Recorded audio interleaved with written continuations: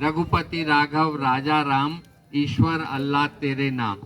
तो आपको ध्यान होगा, अभी लगभग 4 महीने पहले की बात है, इस गाने को एक प्रसिद्ध गायिका पटना में गा रही थी और वो मीटिंग नहीं होने दी भाजपा आरएसएस वालों ने, उस मीटिंग को उखाड़ दिया कि ईश्वर अल्लाह को एक आप कैसे कर सकते हैं। तो जिन जिन चीज़ों को हमने हासिल किया, अंग्रेज़ों के षड्यंत्रों के बावजूद हम लोगों ने जो काम किए, जैसे अंग्रेज़ों ने और जिन्ना ने और सावरकर ने मिलके इस मुल्क की तकसीम की, उसके बावजूद हमने जो संविधान बनाया, जो आइन बनाया, वो सेकुलर आइन था।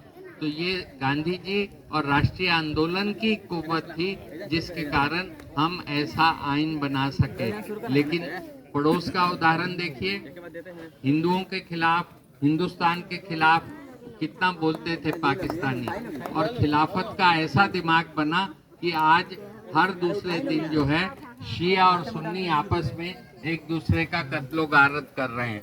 तो अभी की ये जो सरकार है, ये पाकिस्तानी सरकार की नकल करना चाहती है। जर्मन में जैसे हिटलर ने किया था उसकी नकल करना चाहती है।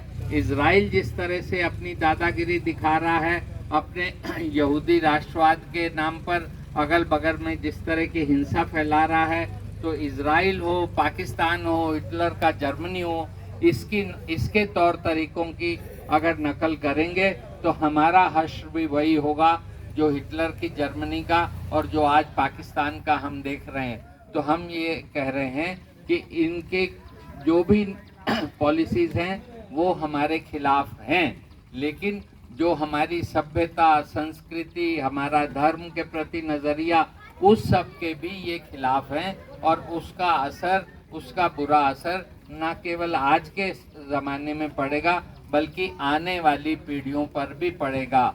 अगर आने वाली पीढ़ियां देखेंगी कि हमारा प्रधानमंत्री ताकत में रहने के लिए लोगों के कपड़ों से पहचान के, यानी उनको अलग अलग करने का बताने की बात करता है, वो झूठ बोलता है, तो सत्ता के लिए अपनी कामयाबी के लिए झूठ बोलना, ये अगर रवायत बन गई तो इस मुल्क का क्या होगा।